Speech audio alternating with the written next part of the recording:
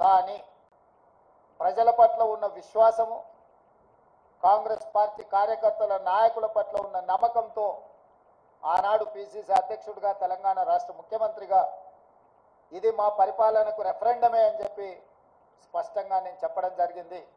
మధ్య మధ్యలో మీడియా మిత్రులు గుర్తు చేసినప్పుడు కూడా ఈ విషయంలో మాకు రెండో ఆలోచన లేదు, రెఫరెండమే అని మేము చెప్పడం జరిగింది.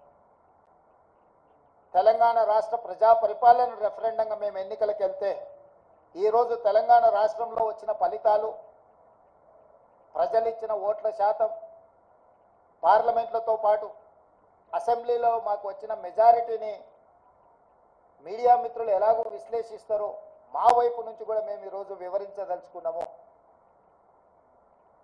జరిగిన పార్లమెంట్ ఎన్నికల్లో 17 పార్లమెంట్లకు సంబంధించి ఒక సీటు ఎంఐఎంకి ఇస్తే 16లో 8 పార్లమెంటు నియోజకవర్గాలను కాంగ్రెస్ పార్టీని గెలిపించడం జరిగింది. మరొక 8 భారతీయ జనతా పార్టీ గెలవడం జరిగింది. మా 8 పార్లమెంటు నియోజకవర్గాల ఫలితాలు దాదాపుగా 41% ఓట్లు కాంగ్రెస్ పార్టీకి రావడం జరిగింది.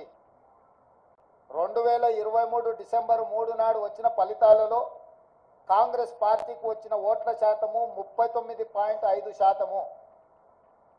ఈ పార్లమెంట్ ఎన్నికల్లో 100 రోజుల పరిపాలన తర్వాత దాదాపుగా 41% ఓట్లు కాంగ్రెస్ పార్టీకి రావడం జరిగింది. ఓట్ల శాతంలో ప్రజలు రెఫరెండం ద్వారా మా పరిపాలన బాగుందనడమే కాదు, మమ్మల్ని మెచ్చుకొని అసెంబ్లీ ఎన్నికల్లో ఇచ్చిన ఓట్ల శాతానికంటే అధిక ఓట్ల శాతాన్ని ప్రజలు మాకు ఇవ్వడం ద్వారా, ఆశీర్వదించడం ద్వారా మా పరిపాలన పట్ల ప్రజలు సంతృప్తి వ్యక్తం చేసిండ్రు అని చెప్పి నేను భావిస్తున్నాను.